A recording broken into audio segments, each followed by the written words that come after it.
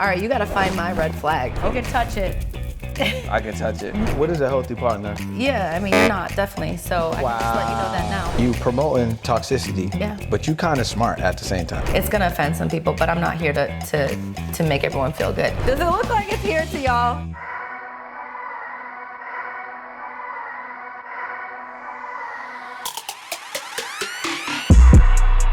What's up, y'all? Welcome to another episode of the On the Pursuit podcast. On this podcast, we interview 6, 7, and 8-figure entrepreneurs. This one is really special because I'm feeling some toxic energy over here. This is an amazing individual I had the opportunity of meeting a couple of months ago. Yeah. But we already locked in, and I found out she has a brand new book that she's gonna be sharing with the people and giving a lot of information and a lot of game. Dinah Sade, welcome to the podcast. That's right. You said it right. I'm so proud of you. I mean, we've been hanging out a little bit. Yeah. So, figure it out. Yeah. So, bit. I mean, what's going on here? What? What you got going on? What do you mean? What do I got? What do you got going on? All of that. All of that? Yeah, like you got all this red. You know what I'm saying? You got what's going on? I literally came in here. I got off of work. I came here. What's up? What do you mean? I mean, listen, maybe crazy? Maybe they might see what I see. You know what I'm saying? So, what's going on? Because when I met you, right? Yeah. You were talking about apps and tech and everything, and then I followed up with you and I found out you have a new book, or you're putting out a book, but it's not about apps, it's not about tech. Yeah. So, what is it about? So, what I wrote was basically a way to communicate to the people what they need to hear. And so if I need to be the voice for that, I'm gonna send my toxic energy out, and I'm gonna let everybody know what they really need to know about toxic dating. So I realized that the world was out there and they were talking about 5 love languages and all this stuff, but what really needs to be talked about is the other side of it, the dark side of dating. And so that's what this book is about. And obviously as a business owner, your personal life comes into play, right? So whatever you are doing in your personal life, it's gonna affect your business. So I figured get to the root of the problem, talk about what's really going on in your personal life, fix that, and then you could be unstoppable. So you're saying toxicity is ruining or creating friction in business for individuals? Absolutely. I mean, think about people that start businesses, they get them taken away because they enter in toxic relationships. Some people's lives just go into shambles because they don't know who to partner with and find the right relationships, and then they end up losing it all, or they just end up being very depressed because they got out of a bad relationship. So if you could head that off at the pass and be in a healthy relationship, then the rest of your life should flourish. And so it's the best chance at being successful, healthy, and having just a well-balanced life, especially as an entrepreneur. So what level of toxicity are you? Let's just get right to it. Okay, so I am or I was, because those are two different people. Well, why don't we start where we at right now, Okay. then we can go back a little bit. So what level of toxicity are you right now? So right now, I would say I'm at a controlled level of toxic energy. What do you mean So controlled? What I mean by that is I am aware, which is awareness is like when you have an addiction and you're like, okay, hi, my name is Bob and I have an addiction, right? That's the hardest part, is admitting you got a problem, right? And so when you think about, being able to admit that and being aware of it, now I can be conscious of it. Now I can work around it. Now I can let people know, what triggers me or what to look out for. Because if you hit somebody out, and I say like in the book, basically it's like Jekyll and Hyde, right? And there's different stages of a relationship that happens in every single relationship, even if it's a mother-daughter, father-son, and lovers, right? So when it comes down to that, you're gonna see different versions of yourself, and there's a certain part that people are triggered, and that's when that comes out, the monster, I call it, right? And so that's when we usually have our red flags, all that stuff happens. And at the end of the day, it's best to kind of know what you're in for with somebody. You wanna know they say intimacy means into me see, right? So it's seeing into somebody's not just good parts, but also their bad parts. Their good parts and also their bad parts. Yeah. So what is someone getting into with you right now? Well, for me, I'm at a level where, I like a little toxicity, meaning I don't want somebody to be completely, not a pushover, but I don't want them to be just have no personality and do everything I say. I need that strength in a man. So I feel like you're doing real surface level. You're not giving me no real examples. So all right, you want examples? So what level of toxic are you? Okay. Awareness is fine. What does that mean?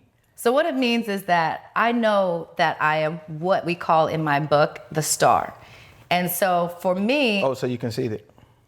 Well, obviously. Oh, I just want to clear it up. I mean, you're conceited too, right? I don't know. I You hope tell so. me. You're the toxic queen. I don't know. I haven't dove into my toxic levels. Yeah. So I mean, as far as like the way that the star works, it's literally kind of like more about the fact that on the one side the star is bright, right? It's shiny, it's beautiful, but on the other side it's dark. So on both sides, So what's your dark oscillate side? between. My dark side is, I could be, I could do some things. What are the things? Oh my God, he really wants to know right now. Okay. If you ain't come Fine, here tonight, I'm gonna tell you. See how you came in here calling my name and all of that? I did, because I want to know your toxic language. Okay, and I'm going to tell you what you are. So what's your Watch. dark side? Watch. What's your dark side? So my dark side is I can be a little, well, first of all, I've spoken all 5 languages, but the one that I'd say I do most now is I could run away from problems. So I don't like to face them. If they get too complicated, I will just drop everything and I'll just be gone. I will be a ghost. All right, so let me see this. So your toxic level is that of awareness. Yeah. So then when you become aware that it's a place where you can communicate, you run away. Well, no. So like if I see things that I don't like that trigger me, instead of being a person that runs closer and tries to get more validation, I'll be a person that's like, you know what? I've seen this before. I'm not even going to try to give this a chance. I'm out. So basically, you're allowing past situations, right? Yeah. To have some type of influence on new situations. Absolutely. That the guy that you might be seeing has absolutely nothing to do with. And you're not pretty much. communicating with him? Well, I mean, so because I'm aware of it now, I wouldn't say that I do it every time. But say, for example, if somebody messes up and say it's been 3 times and I see 3 different situations, I'm going to be like, all right, look it's over. And instead of trying to work things out and communicate like what I saw, like what my issues are, like how I feel about it, I'll just be like, listen, it's over. So you're not going to communicate with the dude? Yeah. No. So okay. So he's just going to call you, text you, get no calls back, no texts back. When I tell you I disappear, it's like I never existed. That's how I am. But isn't that unhealthy? Well, yeah, I didn't say I had it all figured out, but I'm saying if I am anything, that's where I am right now. And that's what I'm trying to fix. Okay. But I haven't been in a relationship in a while, like probably 4 or 5 I can see why. months. Because you're doing things And when's like the last that. time you've been in a relationship, Brendan? I mean, I have. It's been 2019. Okay. Yeah. So, I mean, but I'm not, like 4 months running versus away. 4 years. You ain't say, listen, I'm not running away. I'm just choosing different things. Listen, I mean, at the end of the day, like I'm aware of it. So this is when I wrote the book, is after I got out of that last situation. And so for me, it's like, that's what actually was in a kind of a light bulb moment. And I was like, all right, this is exactly what I'm doing and I need to fix it. So I wouldn't say that that's something I'm going to do in my next relationship. Gotcha. I'm very aware of it. And it's something that like I'm vowing to myself to make sure I work on. And also just choosing a healthy partner in the first place will eliminate a lot of those things. Yeah. So what is a healthy partner? So I need to know if I'm healthy. yeah, I mean, you're not, definitely. So I can just let you know that now. That's crazy. No, so like a healthy partner is going to be definitely somebody that wants to look at themselves. Are you more focused now since you off this? You get more serious? This is serious toxic queen right now. Okay, let's get it. This is therapy session. All right. This is toxic therapy now. We've now gone to the next phase of the podcast. Okay. Yeah, you ready? I mean, yeah, let's go. Because I've been taking notes this whole time. Just to let you know. Okay. So yeah, I need to know if I'm healthy or not. okay, so I thought you wanted to know what a healthy partner looks like. I know, so I can determine if I'm healthy. I already told you you're not. But okay, so what I describe is not going to be you, just so you know. Okay. All right, so it's somebody that... So you're giving a disclaimer here? I'm giving it a soft okay. disclaimer. All Yeah. right. So a healthy person, in my opinion, again, I'm not a psychologist, I'm not a therapist, anything like that, but I have been to therapy. I have, years of experience doing personal development. In my opinion, it's just somebody that is able to look at themselves, look and be honest about where they're triggered, right? Like we're all triggered and that's not a bad thing, but it's also somebody that's not carrying their shame. Because when you carry your shame into a relationship, you're going to be more triggered. You're going to want to hide things. And that's the way that you are able to kind of connect with somebody. And I call that the runner, somebody that wants to hide away from their shame. They don't want to, be vulnerable. There's even something called a vulnerability hangover. When you feel like overexposed, it makes you feel very scared. right? And so people experience that all the time where they just feel like, if, for example, like for a long time, I was scared to tell somebody I want a long-term relationship. And so I was nervous that saying those words would, ultimately like trigger somebody to be like, oh, that's too much, right? So overexposed would be you sharing more of like what you would like or what your expectations are of that overexposed? Anything. So I've been hurt in the past. This is what happened. Because ultimately what we're doing is we're giving someone the ammo against us. Because if they know what our soft spots are, our trigger points are, then they can use it against you. And for us, a lot of times it's a way of defending ourselves to be protected and say, I'm not gonna let this person have any power over me, right? So, and that's why in stages of a relationship, there's a bliss point, and then there's eventually what's called a power struggle. And that's when you're gonna see where that time comes out, where things you've opened up to somebody at the bliss point, when you felt safe and trustworthy of somebody, where they're going to potentially use those things against you, right? So.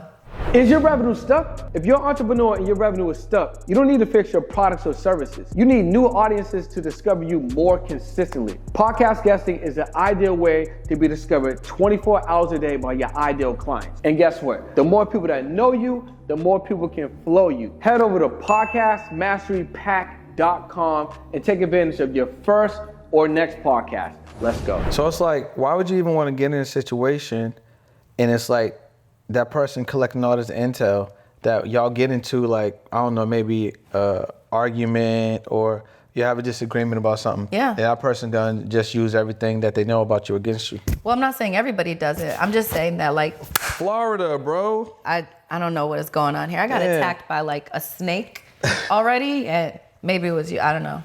Just kidding. Okay. So yeah, like in terms of like when it comes to that kind of point and we see that and we feel like they might use it against it, doesn't mean they're going to, right? Like you could be vulnerable with somebody and you could tell them things, but it's up to your partner if they're going to actually like use that against you. And if you're in an unhealthy, balanced relationship, such as the Joker, which I refer to as kind of the textbook narcissist, they are usually doing that. So they're usually collecting information. A lot of people could probably relate to this, right? So when you're in a relationship with somebody and they kind of have this facade and they, are acting very vulnerable with you, and a lot of times, sometimes they're just using that to get into your head, to find out what makes you tick, what bothers you, and then eventually they end up using it against you. And that's usually going to be more of the kind of what I call like the Joker, which is kind of the textbook narcissist. That's crazy. So does that put you in a situation now with the the toxic, version of yourself that you are right now? Do you believe that you can be healthy in a relationship, or are you really in this toxic energy right now? So the reason why I label it the 5 toxic languages is because we can be any type of language depending on who our partner is. Yeah. So if we're with somebody that's what I call the clinger, they usually they're very anxious, they need security, they need to be around you, they need reassurance all the time. Does that seem like it's more men or women? So I think in standard society, it comes off more as women, but I think it's equal, honestly. Could you deal with a clingy dude right now? Well, I mean, that would mean that he's toxic in that sense. If he's aware that he's clingy and he's willing to work on it, then I would say yes. So you're high productive and value entrepreneur, right? You're busy, you're on the phone, you're making deals, you're running the company. Yeah. Could you deal with a dude calling you a bunch of times a day? Is that something that is like, oh, babe, checking on me, like, I like the attention, or is it like, bro, I'm trying to close a deal, relax? I think that there's a fine line. And again, like if I were to be in a relationship now and experience that, which hopefully I won't be attracted to, nor one will be attracted to me, like in that sense, I would say, listen, like we need to have a conversation. And if he is healthy, he would be receptive to the fact that I'm saying, look, tell me what I can do. Like I was actually just listening to somebody say like how they were able to get through this. They said, I respected the fact that my wife wanted me home at a certain time because I overwork.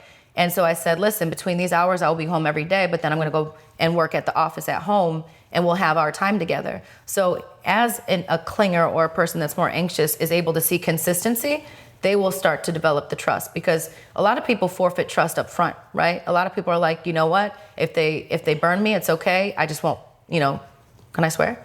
Yeah, go crazy. They won't fuck with me again, right? So at the end of the day, like there's people that they give it to you up front, but a lot of people are just like, no, I'm not going to trust this person at all. And if they earn it over time, then it's okay. So that's more of the people that are going to, So it's interesting, right? Because, you promoting toxicity. Yeah. But you kind of smart at the same time. So like, it's like you're aware.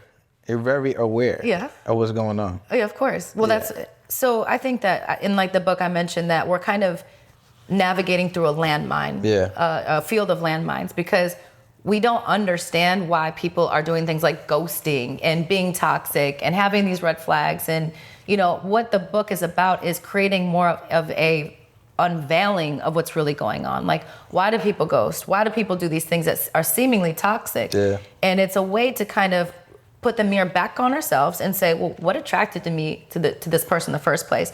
But also say, okay, they did some really shitty stuff to me, but like, that's not my fault. A person can only love me at the level they're able to love themselves, right? So if that's the case, then why would I expect somebody to love me the way that I love myself? Damn. You know what I'm saying? Yeah. So, at the end of the day, like I loved this analogy. For anyone that's been cheated on, basically somebody said, when somebody cheats on you, it's like someone's stealing from you. Would you blame yourself if you stole $100 from me? Like, I didn't see it coming because I thought you were a trustworthy person. You stole from me, and that makes you the shitty person, right? Yeah. So why do we look at cheating differently? Like, why do we put so much shame on the person that got cheated on that decided to trust somebody? So we have all these like really terrible habits in society to like say like, oh, they got played. It's like, no, like that person was shitty to do that. And at the same time, it's like having empathy on ourselves to say it wasn't my fault, and maybe the things that were our fault, we can work on. And how do we work on them? How do I realize that maybe I'm a clinger and I need, too much of somebody's energy, and so they push me away because they're like, this is too much for me? How do we realize those things? How do we, oscillate into what is a balance for somebody? I want to talk about this book. Yeah. I want to talk about the inspiration for this book. But before we do that, what I want to know is, what are you looking for in someone that you could date at this point in your life? Yeah. You know what I'm saying? Like, just based off of like, you're talking about your level of awareness, the toxic level that you are, what traits or what characteristics would someone, is it a guy, is it a girl? Was it? Okay, person. I'm just kidding, guy. Person, guy. Yeah. What type of traits, characteristics does he need to kind of like match what you got going on that could complement you well? Yeah, so I mean, the reason why I wrote this book is to it was a therapy for me, so it was like, as I was going through the stories, I was seeing so much of myself, and it was a very vulnerable moment. I mean, I'm sharing things that, make me look like, wow, like, I can't believe she did that. Like, that was stupid. Like, I talk about the fact that, like, I don't want to give away a huge reveal of the book, but basically, I stood up to something very, very important in a girl's life. And so it's one of these things where I'm like, I'm very vulnerable, and it was my learning lesson and my kind of like therapy to get to the next level of who I am. The book. The book was. Writing it. Yeah, definitely. And it was almost like a self-discovery. And so because of that, like, I feel like I want somebody that's also gone there with themselves. Like, there's a point in our lives where we, we're like, we have to make a decision, like, if we want to go to the next level or if we want to perpetuate the same shit we've done all our lives. So I say in the book, for example, I'm like, do you ever see a fly that keeps banging itself against a window? And you're like, why does this fly keep doing that? I see birds do that all the time. Birds? Well, that sounds crazy. That sounds like a horror movie type of birds thing. do that like, just a quick little sidebar. I have this like atrium by my house right outside. Oh, yeah. And I came home one day, and there's like, on top of the atrium, there's like this window. Yeah. And you can, as a bird, you can fly to the top and just fly out. Yeah. There's nothing holding you It's there. right there. It's super open. It's right there. The bird flew up to the atrium and just kept banging himself on the window. Yeah. Over and over it's again. like, it's right there. It looks like it's what I need, but it's not what you need. That's crazy. Right? So what I say after that is like, let me take it a step further. Have you dated the same person all your life, but just with a different face? I probably have. Yeah. Right? So I like pretty faces. Well, maybe you can get one with a personality next time. I'm just kidding. If you're an ex, I don't know your life. Listen, I pick them with personalities now and pretty faces. I look for Okay, good. PP, personality. All right, but it's been 4 years, so what's up? I'm focused on me. Okay, good. You could do the same. I know, but I haven't found them. But you know what I felt? I felt like God has kept me away from distractions. Yeah? Yeah, I think that's what happened. So do you ever hear that one joke that the guy was out missing at sea, and he's like, God, save me. And he's like, God's not answering. And then he's like, God save me again. And then finally he's like, I sent the boat for you 3 times. You just didn't get on. Oh yeah, I heard that. All right, great. Yeah, So I haven't had no boats. There was no boats. Please, maybe you just don't want to see the boats. No. There's been no boats. And I'll tell you, like, I don't know. listen, I'll give you an example. I've had no problems dating or, connected with women, right? Yeah. But over the past, let's say maybe like 4 years, it hasn't been difficult. It just hasn't been like it's been in the past. Yeah. And I'm attributed to because my energy's not on that. Like when my energy was on that, it was like number, date, whatever. Yeah, but it was not the right type of thing. Yeah. So, but now, since I'm like focused on business, focused on growing, focused on my personal development, all the things I'm growing and becoming, all them other things, something would always happen, preventing it from moving forward. So I just looked at it like, God just keeping distractions away from me. Yeah, and it's funny because usually in those situations, that's when the right person comes along. She ain't come. Well, that is why, because you're saying that to yourself. No. What am I saying to myself? The videos we have playing in our head, the videotape, or the sounds and the ideas, that's what's attractive. But it's self-awareness. It's at the same time. It's like, I'm self-aware that the more energy I put in developing myself, self-discovery, personal development, business, learning, is less time that I have to like go out and find someone. You know what I'm saying?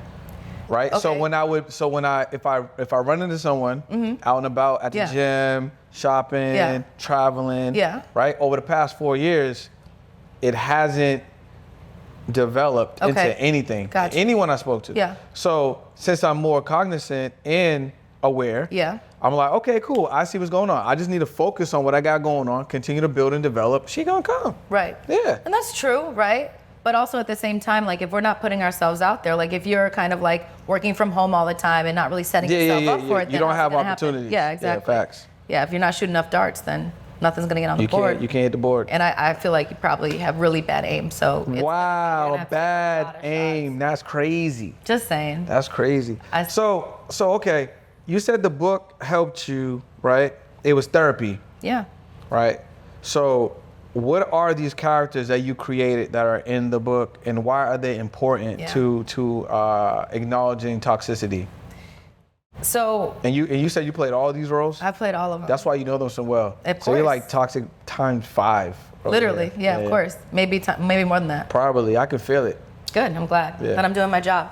So, so the toxic languages are not just like some random anonymous like thing that I came up with. They're actually based off of what's called attachment theory. And attachment theory happens like when we're kids. So what they say is it's cradle to grave.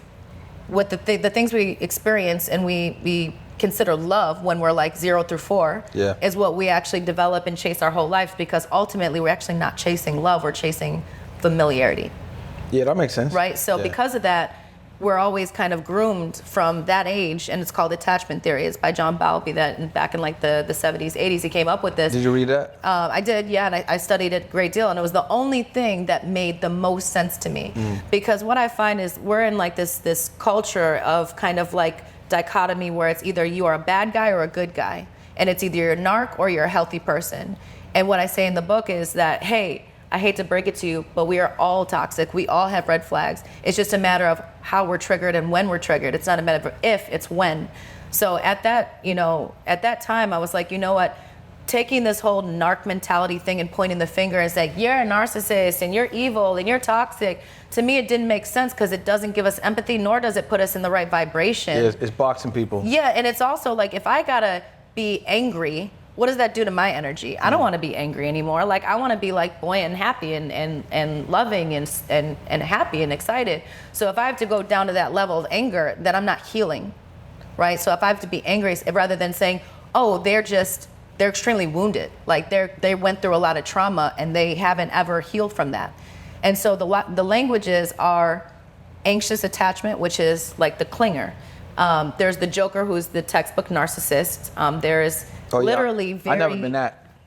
I've never been that. I don't know. I get some narc vibes you that are definitely coming don't. from here. That's cap. No, I've never been that. You putting on right now. No, I'm not. I'm telling you. Actually, you might be more than one. I have a feeling. There's the runner. The runner is the person who's considered dismissive, avoidant. They tend to run away from relationships as they start to get more serious I used to be and that. very slow. I was definitely do that for sure. I used to be that. Okay, so you used to. Yeah. So I'm going to ask you what you are now, and I'm going to tell you why you are. All right, and then You self-diagnose as me? yeah, and then there's a star. I am the star, and then there's the fixer. The fixer is kind of the textbook person that wants to have a fixer-upper project and make it like all perfect, but really it's their way. I feel like people kind of fall into that.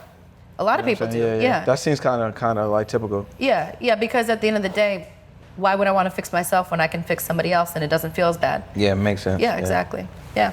So do you want to know what you are? Wait. Okay. So I want to recap so people know. So you got the fixer. Yeah. The star. The joker. The runner. The runner. Yeah. And then Which one? Oh, the clinger. the clinger. Yeah. So clinger, fixer, runner, star, joker. Yeah.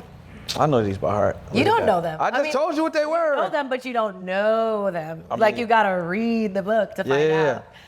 How long is the book? It's about 117-ish pages. Is it a quick read? It is a quick read. Because a The lot thing of people is, don't like to read. It's on Audible. And so there's if a you lot don't of like to read, it's information. okay. So this is something that everyone should Yeah. consume. Yeah.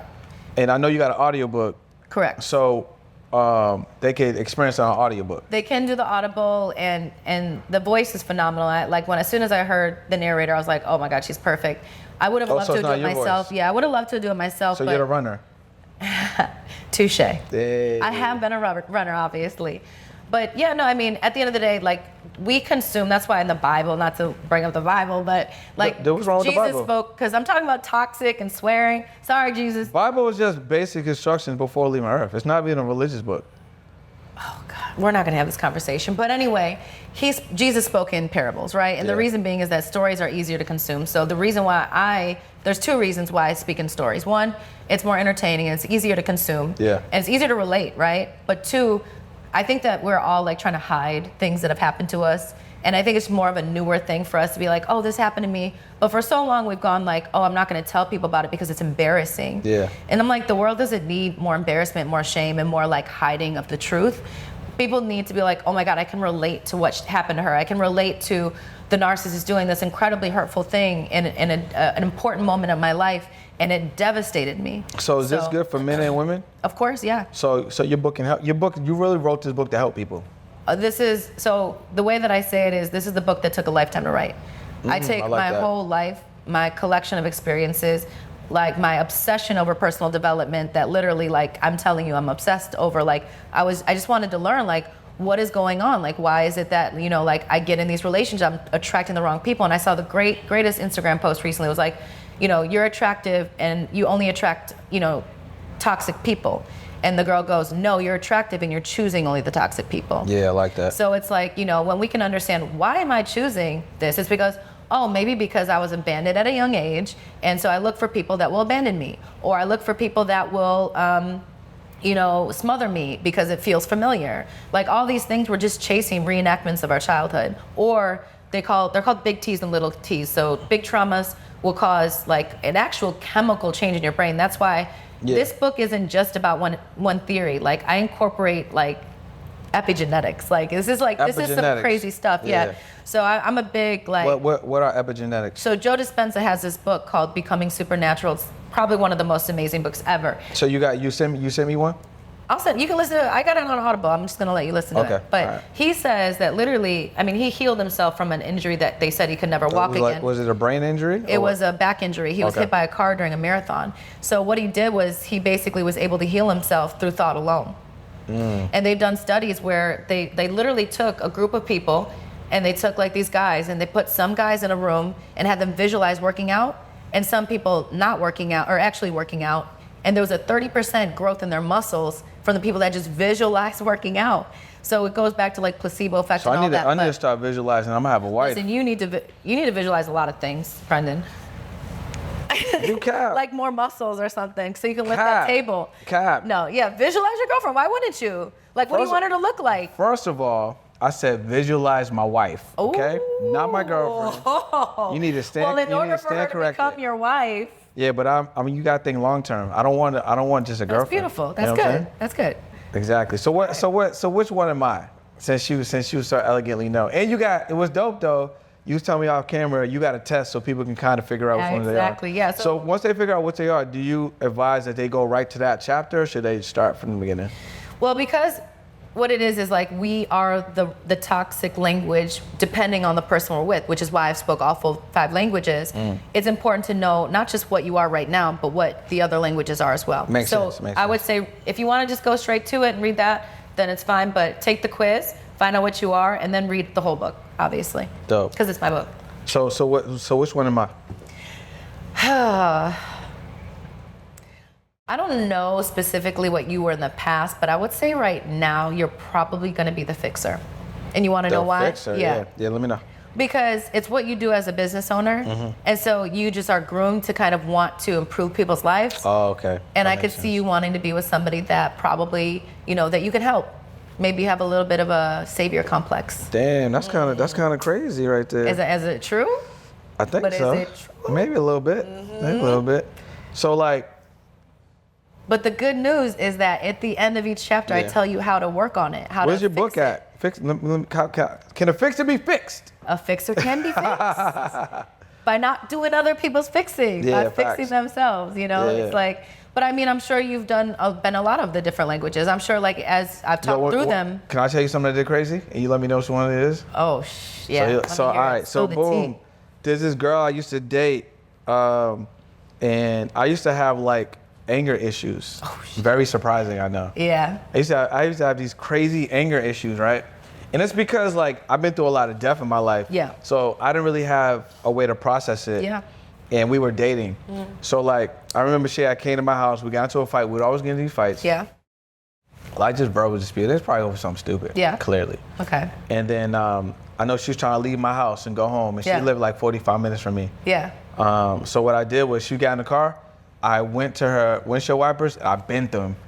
So like if it rained. No, you did So if it rained, not. she couldn't like. You were trying to destroy her whole life. You were like, I'm not gonna catch a body for this, but indirectly, I'll make her run off the road, like. But you know what? The type of toxicity I used to be when I was way younger. Yeah. Is like I would do something wild and then I would like replace it or fix it right away. Okay. So another time, same girl. Yeah. We were going to the mall. Yeah. And like we got in an argument in the car. Right. Oh God. I took her phone, rolled the window down, I threw the joint out the car. You know has this happened to anyone else? I feel like this is the norm for a lot of people these days. Crazy, right? Yeah, no, it's crazy. I've had some crazy stuff like that. I didn't have parents, you know what I'm saying? I didn't have parents. I didn't know how to process my anger. Okay. I didn't have any mentors. How did you work on yourself? What did you do? It kind of like what you said earlier. Like I got to the point where it's like, I don't want to live like that no more. Yeah. I knew I was doing wrong. Yeah. You know what I'm saying? So like one of the biggest things is like, I couldn't control my anger. Yeah. But I was conscious that like you gotta control your anger. Yeah. So like you and I would have a conversation and I would just get irate. Yeah. And I know I lost because I lost my composure. Yeah. And it was like, man, you gotta even if you're upset, you gotta be calm. So then I just started investing in like personal development, reading, meditating. Of course. Like reprogram the way I thought. Yeah. Talk to myself with power, things like Nice. that. And then over time. So that's amazing, and I love that you took that journey. But I think that one thing I want to make sure I highlight is you never want to control your anger. You want to learn how to release it. Well, yeah. Because every man, like for men's emotions, that men process emotions way different from females, obviously, right? But for men, anger is actually just pain. So when we can process pain, like that's why I think we get chronic diseases, all these things, because we literally have all these trapped emotions in our body and we don't know how to like actually process them. Like sometimes it's shame, sometimes it's guilt, sometimes and we won't even know, like our brain has a defense mechanism to where we'll actually have like memory suppression. And like I have a good friend of mine that didn't know why he hated public speaking, right? Until he was like mid-20s and was like, oh, because when I was in kindergarten, somebody laughed at me, the whole class laughed at me, and because I did like a magic trick and it wasn't good. Yeah. And he went his whole life not really understanding, but it was in the back of his head and then it clicked, right? And so like when he was able to process that and be like, oh, that's all it was, like I'm good. You know what I mean? Like it's sometimes those things that we'll recall from our childhood, different things that happen to us that are able to kind of like give us insight as to why we have certain reoccurring subconscious messages like, I'm not good enough, I'm not worthy, I'm not, like I say, what if we go our whole lives not knowing that we don't even know the fullest extent of love? Yeah. Because we're not even searching for love. We're just searching from what the capacity of love is that we've been known to have. That makes sense. Or that we've seen. Say we, grew up and our parents got divorced. It's like, okay, so I'm going to attract that. A person is never going to stay with me for the rest of my life. And that's what I can expect. You know what I mean? So we kind of subconsciously program these things. And going back to the epigenetics, there's been proof that we can reprogram our DNA by actually just thought alone. And so like when we're able to take these imprints, because if you think about what genetically is happening, even though it's not like a gene like hair color, all these things, right? The way that you're taught from day one to you being a teenager is going into your subconscious every day as a thought pattern, a limiting belief, all these things, right? And you don't even know that this is being coded into you, right? So you have to actually unlearn so many things, just like I call it love DNA. So my love DNA for a long time was just unhealthy relationships, people that were, emotionally avoidant, all these things, and just like realizing that I was actually wanting that because I didn't think deep down I deserved it, something good. And so when you actually look at it. You still feel like that? No, absolutely not. So you believe that you deserve something good? I deserve something not good. Great. Oh, okay. I was about to say. That's a good one. Yeah. So aside from being an author, right, you also run a business. Yeah. You got a company. Yeah. What's that about? So, I like to believe that I'm what I call a multi-passionate person. Okay. So as much as I love like the business side of things, I've been in, the biggest banks in the world. I've worked at in global operations. I've been in investment management funds, all these things where, it was, great to be in corporate, but I always had this like hunger to be on the tech side of things and create things. And when I really look at what my tech company is, we create apps, we build mobile applications for people. I know you would never guess that, but at the end of the day, Toxic tech I realized, queen. Yeah, exactly. The toxic tech queen. Yep, TTT. No, TTQ. But listen, so at the end of the day, I was just a creator. I was just literally, I love creating things from inspiration. So I have people that come to me, they're like, Dinah, I really want to create this app to, help end suicide, or like, to help people have a support system for this thing, or veterans that need access to resources. I'm like, I love that you're inspired to do that. Let's create it. So, and then like I was in a girl group. Don't laugh, but Singing or rapping? Singing. Why would you think I'm a rapper? Do I look like? Yeah. Maybe I do. I don't know. Yeah. I don't know. Maybe I should try rapping. Let's hear something, real quick. You're really gonna put me on the spot? Yeah, let's go. You didn't think I was ready for this? Yeah, I did. Yo, my name is Dinah. I'm just playing. Exactly. Let's hear the song. That was so- Go. Let me hear a little bar. A bar, like Yeah. sing or rap? Yeah, sing. Really? Yeah. Listen, you're not ready for this. I mean, it's not for me. It's for them. I'm not doing it. Listen, those days are retired. I'm not singing, but I was You in a can't girl sing group. for the audience. At the One end of the bar. day, no, I'm not singing to sing one Why bar. not? Well, why don't you do some Your singing? toxicity is Are coming you gonna through right harmonize now. with me? Yeah, I will. Yeah? I don't believe you. Well, you gotta let me know what's the line. Let me hear you do like one note. La la la la See, la. that's la, how I la. know you're not a good backup singer from me. All right, cool. That Well, was go ahead. terrible. That was terrible. Damn, you ain't even like. You just shoot me on that. You're missing my point. How you know that's not gonna imprint something in my subconscious and block me for the next 5 Well, maybe years? it'll help no one ever hear that again, because I don't think they need to. Crazy. So I realized, like, through music, everything I was doing, I was just like creating through inspiration. And it was like, I wanted to indirectly be able to help people. So it was like my way of being able to channel that energy, being able to help people, being able to like make a difference. So when I see, all these things on social media being like, oh, this happened to me and all these things, I'm like, I have the answer. You know what I mean? Just read this book. Like I've done the work and I know like the solution to it. Just like understand what's really going on, get down to the bottom of it. I call it the why, and so when you're able to read that and understand like what's really going on, it's like decoding dating.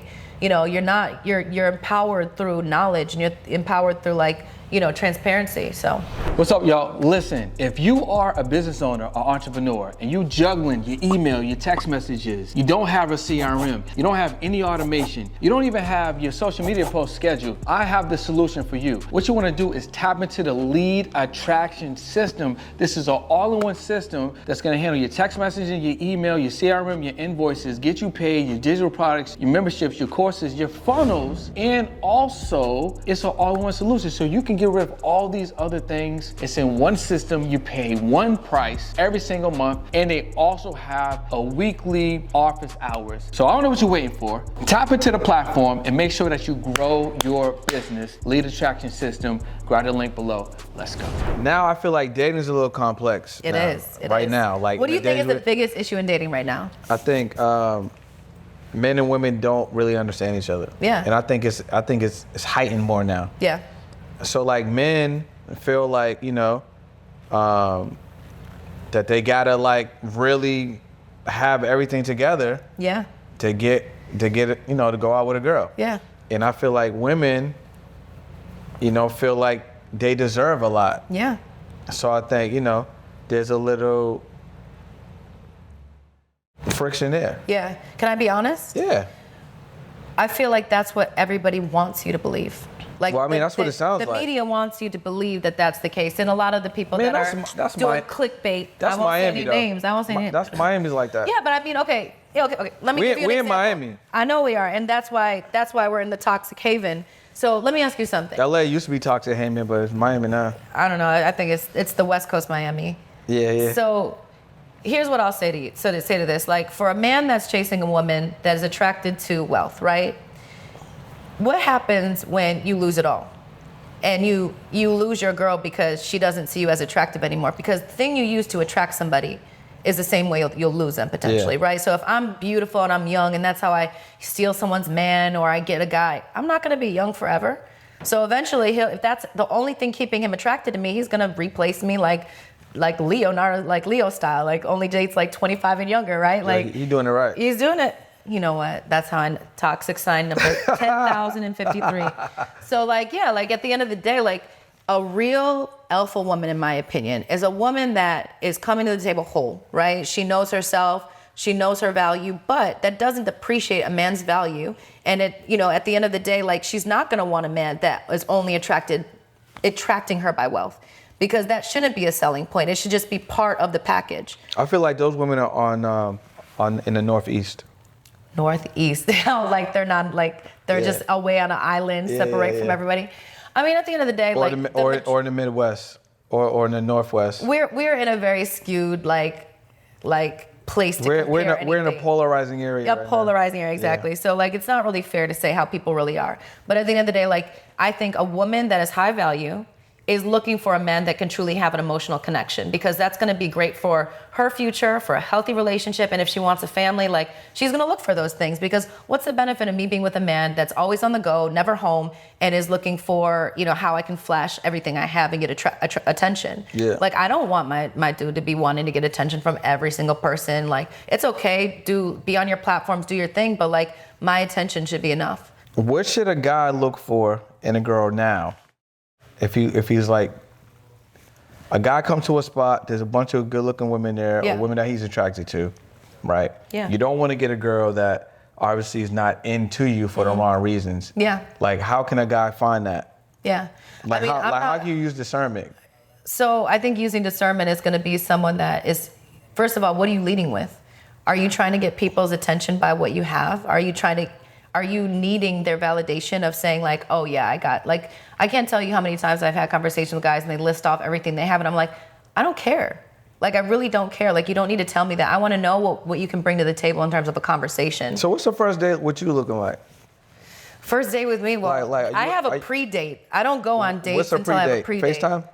No, because you never really know until like you're in front of somebody, I think. So your pre-date is like coffee shop? Of time and energy. So that's like a walk? No, it's like a coffee, because I think people's biggest mistake when they're trying to like find their going somewhere crazy off top. No, not that. Like I think that could be cool, but like being stuck at like a dinner with somebody that you're like definitely not interested in is such a waste of time. So I like to do pre-dates where I'm like, all right, let's just grab a quick coffee, let's grab a quick drink. Is it 15 minutes? Maybe minutes? Like one shows up like an hour later, so I could be like, all right, like I'm just playing. So basically, you have like you do a pre-date block. So you got one dude coming out. I schedule my meetings, you got one dude coming out 1:30. I'm very efficient with my dating. I figured. No, I'm joking. I actually thought about it. I was like, can I do like group dates where I just like, have everybody there and be like, yes, no, yes, maybe type of thing. You could. No, but like, so what's I give everyone a fair chance. Because I feel like people weren't pre-dating. So what's pre-dating? Pre-date's like, okay, let's go out for like a drink and see what the conversation's like. Let's see what we talk about. Like if you're so it's like a discovery call. Yeah, exactly. And then the closing call. No, the setting. Yeah, the setting is the date. The setting is the date. So what type of questions are you asking? And the close comes like way after. Yeah, I bet one call closes. One call closes over here. One shot would kill. So what's going on in the pre-date? What type of questions are being asked here? So, I mean, I like to know, like, you know, what someone is working on right now, like what inspires them. Like, nothing bothers me more than when people are like, what do you do? And I'm like, oh my God, I feel like I'm on an interview. Like, ask me what inspires me, what I'm passionate about. Like, get to know me, you know, because those are questions that are going to ultimately tell you, is this a good fit? So there's like compatibility and chemistry that I look for, because say, for example, we have amazing chemistry, amazing, but you're 10 years younger than me. Chances are we're probably not going to be compatible. Why not? You don't want like a young I've tried stallion? that. I've tried. No, it doesn't work. You want a young gunner? I mean, I love my young guys, but I love my older guys too. You know, but at the end of the day, like, I want to have a family. I want to, you know, I have goals in the next few years, but like, they're thinking like, oh, in, you know, 10 years, I'm going to want to do that. Not now. What's a red flag for you? You want the list? Yeah, hit me with like 4. 4 red flags. Okay. Make them good too. I know basic weird stuff. All right, here's one thing I look for. Teeth? Oh, you mean physical? Just I'll in do general. 2 non-physical, 2 physical. All right, cool. All right, so when I'm talking to somebody and I ask you a question like, so what inspires you, right? And you give me this long thing and you tell me something really meaningful and you don't ask me anything back, I'm wondering, I'm like, do you want to get to know me? Like, why aren't you asking me something in return so we can have a connection? Gotcha. So that's one thing I look for. It's kind of like how this interview is going. Like, you didn't really ask me nothing. I've asked you a lot of questions. Cap. You're Okay. so needy. Go ahead. Clinger. What's another flag? Another flag is probably if they are like the languages and words they use, if they're like more negative. I don't like being around negative. So if like they're like, oh, how was your day? Oh, I'm stressed out. Oh, like, you know, whatever. Like, I literally will be like, nah. Like, I want to be. And these are on a pre-date. This is on a pre-date. Okay. I can just tell by the words you use to describe your life and your situation if I think that there's a chance that we'll be together. All right, what's 2 physical red flags? Physical red flags, dirty shoes. Oh, right, dirty shoes? Yeah, bro. And then what's another one? Man, my shoes are dirty. playing. She's capping right now. Show them the shoes. Let them know. No, I'm playing. You want me to take my shoe off and hold it this thing? So I don't like dirty shoes. I don't know what it is, but I've been right about it. But I've been so right about dirty shoes. But I've heard women, like, I think that's the thing. I think women, that's the thing with women. Yeah. What do you mean? Like, they all know that, you're saying? Oh, yeah. Maybe. But I feel like, I don't know, I haven't really seen too many girls like be aware of it, because I've seen some dudes talking to some chicks and I'm like, nah, stop talking to him because he's got some dirty shoes. So dirty shoes, and then what else? Too much flash. Like, it's so funny because I used to always be attracted to most women are attracted to flash. Are we not getting through the message here? So I'm just keeping it a buck. You know, we're in Miami, so I'm trying to, right. We're in Miami. Yeah, I mean, it's the same. I don't want to like accusations here. Like, I don't want to say anything, but as far as like, if you're trying too hard to get that attention, you're looking for validation. But like at the same time, I see. Like, why are you not enough? And like, I love to be sexy. I love to, whatever, be how I feel comfortable. And that's why, like, it goes back to, and this is probably tying into, I'll give you a bonus one. So I'll give you 5 things I look for, because I used to be attracted to really loud guys, like the alpha in the room, seemingly like the one that everyone was around. He was the center of attention. And I find myself now attracted to the quiet guy, because I think he's the real alpha, because he's observing everything around him and he's being calculating. Like, he's like, observing, and then he's taking action. Gotcha. And I find that really like attractive. So can you be submissive? I love being submissive. You see how the whole mannerism switched up? She was like, I love being submissive. Yeah, I do. Yeah? Yeah, I do. You think that's important? It depends, because some guys want dominated. You want a guy to lead you? Oh, wait, hold on. Let's be more specific. Do you mean like in the bedroom, or do you mean in a relationship? Or both. Yeah. So, I mean, some guys want a dominant girl sexually, so that could be different depending on what the guy wants. But in a relationship, I think it's definitely imperative for a female to know how to be submissive, because it is more of a feminine energy to be submissive. So what does that mean? So innately, as a man, you have things on your body that are like, meant to go, like, you know what I mean? Like I'm a woman, I'm meant to receive. You're a man, you're meant to penetrate. So because of that, as a woman, it's more innate within us to be receiving. Got it. Same with energy. That's why men are more attracted to women when they're kind of more like not so all over. They're more like laid back. They're able to like let in. They're able to attract. They're able to let it flow. And so in my opinion, like a true like feminine energy is like sitting back in your power, knowing your power, knowing you're beautiful and radiant, and also being able to receive a man's energy. Like you're that like, you know, like place where he can rest his head and be like, everything's okay. And I don't think enough men get that these days. Yeah. What do you feel like you can add to a relationship with a guy? I'm the ultimate girlfriend. I really am the ultimate girlfriend. Like I am supportive, allegedly. like all these things. No, I mean, I think the last like probably 5 relationships, I've broke up with the guy. But you're single right now? Yeah, I broke up with the guy. So you're single right now? Yeah, I'm single. So the ultimate girlfriend's single right now? It is, yeah. I'm very selective. You take applications below in the chat? I mean, yeah, don't DM me. No, I mean. So what's the ultimate girlfriend? Like, so what's the ultimate? I'll say, do you want me to be specific as to me or what I think a woman should be? Is it much different? No, but I think I'm more probably extra because I've been through bad situations. All right, let's stay with 4. So give me four ways, four things that make you an ultimate girlfriend. So, and this goes back to the book and my character. I'm the star. So as a star, I'm hypervigilant. So I can detect when somebody's hypervigilant. So I know like if your energy is off, like I'm gonna know. If like something is like bothering you and you went through something at work that you're like, you don't want to tell me, I'm gonna be like, what's wrong? Tell me what's going on. You know what I mean? And they've done a study where the thing that leads to a relationship success the most, like out of anything, not looks, not fighting, not anything, it's the partner's ability to pick up when your person is going through something and communicate and be there for them when they're going through something and to be that support system. So for me, like it's just inherent, like I'm just that way in general. So like I'm gonna say, hypervigilant, supportive. Okay. So like I think it's super crucial to be like, not to overgive because I think there's men, you don't want to be in your masculine energy by taking action. You don't want to be like, I'm going to fix his problem because men don't want that. Men want to be able to tell you the problem. They want to fix it. You know what I mean? That's being able to be in your feminine energy. So you be able to be, I'd be a sounding board to you when you're going through something and be your support system through being there for you and receiving you. And then I think that being, you know, sexual is very important. Like wanting to keep things fresh. Like I love being sexy. I love sex. Like all those things are important to have and to, you know, want to please. Like I think that's exciting because I think the more you want to please, the more they want to please you. So I think it's a win-win. And then I would say probably being vulnerable and being intimate with somebody. So someone that I feel like I can be very like connecting with my partner on like a deeper level, and it creates a very strong bond. I've had phenomenal relationships just because I'm not with them anymore. I mean, I've had some of the most incredible relationships, and I'm not like, I don't take them back, you know, because they were all a learning lesson and they were all meant for me to write this book. Got you, man. So you use all your relationships and experiences to put this book together. Yeah. Where can I get the book at?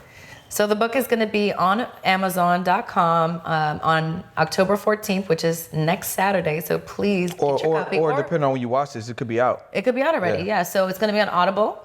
So that it's only like a couple hours, y'all. So like it's not that long. Put your headphones in when you're at the gym and just listen to it because I guarantee you're going to find something incredible when you get out of it. It's going to be distributed at Barnes & Noble, Walmart in December. So it's kind of going to be trickled out. So Amazon, you can get it already on pre-order though. So if you guys want it, you want to be like, I want to be first in line, you can get it on Amazon right now. But if you want to wait to the 14th, or if this is already past the 14th of October, 2023, you can get your copy online. And are you going to do like an ebook? Because I definitely want you to have like a mini course with the book. You gotta do something like that. I know, I need to. So I'm working on a course right now, basically where people can dive deeper into their toxic language and find out more. But in the book, I do give like referrals out to people that I think are actual like pros at these specific things because again, I'm not a psychologist. I'm just leading the people to the water. It's your decision to drink. And like at the end of the day, I know there's people that are very well versed in this that have the credentials to do this, but I definitely give them a lot of helpful insights that helped me personally. And so with that, like I kind of like do that. But in the future, I will have more resources available, and my website will be, it's 5toxiclanguages.com. So take your quiz, find out what toxic language you are, because it's gonna let you know the dark side of your love. So 5toxiclanguages.com. Yep. Is that a F-I-V-E or the number 5? Number 5. So the number 5, Yep. toxiclanguages.com. Go there, grab the book. And then how they get in contact with you? Like, how could they learn more about what you got going on? Yeah, so 5 Toxic Languages on Instagram. You can tune in the number 5 again. And you can tune in. I'm going to have a lot of content that I'll be posting that explains the characters, that gives insight. Like, I think it's fun because the way that I go about it is so facetious that it's like, it keeps it light. Like, we don't need to make it so heavy. Like, we can make it like transparent and have a conversation about it. At the end of the day, what we're doing is we're opening up the door for conversation. We're letting it be like not such a hush hush that you got cheated on, or a hush hush that someone did you wrong. Like, bring it to the light and, like, you know, talk about it. So 5 Toxic Languages on Instagram, and then Dinah Sade, obviously, on Instagram as well. You can follow me. I post a lot of content all the time on, you know, my beliefs on love and just like other people's like helpful insights and all that. So all right, we're gonna leave off with a couple last things. Yeah. So what do you feel like could help guys right now? What's like one thing based on what you're seeing, relationships, how guys are kind of interacting? What do you feel like one thing when a guy approaches a woman, or if they're in a relationship, what's one thing they should know that could help them? Well, I feel like it's going to be really trite to say this, but literally just be your fucking self. Like, I can't tell you how many times I've been like, oh, that's how the person really is. Like, they're very attractive. Like, their personality is very attractive, but they had this whole facade up when they came to me thinking they had to be a certain way.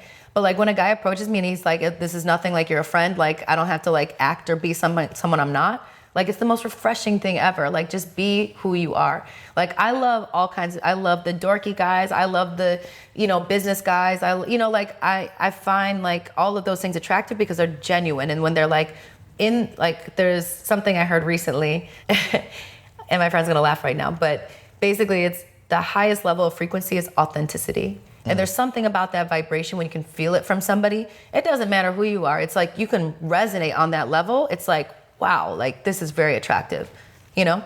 And what about the same thing for women? What's something you feel like women should know about men that you know? Oh, I mean, I'm not acting like I'm an expert. I'm still figuring it out. Clearly. So I can't. Wow. Low blows, huh? Hey, listen. Okay. I got it. You can't help it that you're toxic. I get it. You know? What's one thing you feel like women should know about men from your experience? Yeah, so I would say it's going to offend some people, but I'm not here to make everyone feel good. At the end of the day, like, we have baggage, right? And we could feel like we're getting red flags all over the place, but no man wants to hear you talk about all the things that went wrong in your last relationships and want that baggage to carry over. And for you, like, for me, at least I could say that I have been pretty good about, well, at least now I am, about saying, you know what, the past is the past. I'm gonna let this be a fresh slate. You know, so I think coming into it, accepting this person, who they are, and getting to know them before you point the finger and before you say, you're just like this person. Because what that's gonna do is it's gonna make somebody run away. You know, so at the end of the day, not bringing your baggage into a relationship and not revealing all your cards up front to say, like, all this stuff happened to me. You know, start off like, you know, processing your stuff first, you know, get to know yourself. For me personally, I went and spent 4 months in Europe by myself, traveling the world, and it was the most liberating experience I've ever done. I was supposed to do it with my ex, right? So like, I decided, I'm like, you know, I'm still gonna go, I'm gonna do this. And through that experience, I learned to be so happy by myself that the next partner I'm gonna get is gonna be so happy because they don't need to make me happy. I'm already thrilled, I'm already happy. Like, I'm so excited about life. I'm like, oh my God, let's do this. Like, you know, life is such a blessing, and I just got to experience like life on my terms, and also like being able to kind of get away from everything and not being able to monkey branch into another relationship. It helped me work on myself.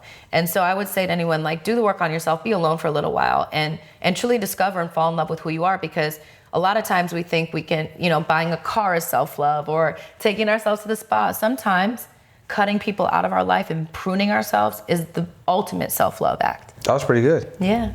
Wait, I got some up my sleeve for you. What you got? Are you ready for this? Do you even have sleeves? Do I not have sleeves? Okay. What? What you got? All right, so we're gonna do an activity. He doesn't know I'm doing this right now. I definitely don't. You're nervous, I can tell, look at you. Shit, what you got? All right, so because my book is the 5 Toxic Languages, right? Uh-huh. I'm gonna ask you to do something. Are you gonna do it for me? Yeah, of course. All right, you gotta find my red flag. I gotta find like a physical red flag? I have a physical red flag on me right now. I'm gonna stand up, so you might need to adjust the cameras, but you got to find the red flag. It's on me right now. You have to, that's why you asked me if you stand up earlier. So do we need to raise the cameras? Yeah, we gotta raise the cameras. All right, so the surprise of the night is that because Brandon's so good at knowing all the red flags, we're gonna see if he can find my red flag. He's got 2 opportunities to find it. 2 And opportunities. if he gets it, he's gonna get a signed copy of it. I was getting that anyway. That's cap.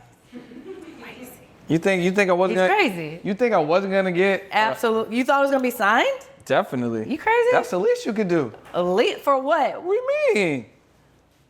Listen, I'm here to bless you right now. Okay, cool. All right. All right. Yeah, we in here. All right, you ready? Yeah. All right. You get one choice first. Is there any area I can't go? You can touch it. I can touch it. I mean, yeah, you know the area you can't go, obviously. That's what I'm asking. What area can I go? There's no. I can't go. No. There's an area I can't go. Yeah, no. Oh, the woo-woo, yeah, the the woo-woo. woo-woo. Everything else is cool. I mean, you can't touch where you can obviously see it's not there, bro. What the hell? See, you know what? All right. All right, cool. Touch where you think it is. How many chances I get? I said 2. Oh, okay. Well, clearly. All right, so nothing here. Yeah, but You get one more does chance. that count? Yes, it counts. You selected a place. All right, hold on. Let me see what's going on over here. Do you want me to turn around? Yeah, go ahead. Turn around. All right. That would have been the smart thing to ask from the beginning. Oh, okay. Can you take off the jacket? No, my fit is staying on. Okay. So where is it? How big is it? Yeah. It's the size of a flag. Like, also, it's like this? Like an American flag? Like, that swings like my cover, like the red flag on my cover. The red flag on your cover. The cover of my book, the red. You didn't. Wow, he hasn't even looked at the cover. She hasn't even, yeah, I haven't seen that part. I showed you. All right. Nah. Just guess. Let me see. My arms are getting tired. I think I know where it is. Oh, okay, it's right here. Here. Yeah, right there. All right. So he thinks it's here. Yeah, it's in there. You think it's in here? That thing is in there, yeah. Does it look like it's here to y'all? Does that look like a red flag? That's a mic. What did I say to you when I was sitting down? What did I say? Oh, can I? Wouldn't know what I say. You said that, could I stand up? Would I still be in the frame? No, before that. I said I had something up my sleeve. Oh, got you. That's what. Oh, look at that. Go ahead and wave your red flag. Yeah. Look at your red flag. You're so toxic. All right, listen, right there. All right, y'all, it's been another episode of the On the Pursuit podcast with Dinah Sade. Make sure you grab her brand new book, The 5 Toxic Languages. Go to the website, 5toxiclanguages.com. Do they get flags or just me? Well, I'm going to give out more toxic flags, so be on the lookout. And we'll see you guys on another episode. Cheers.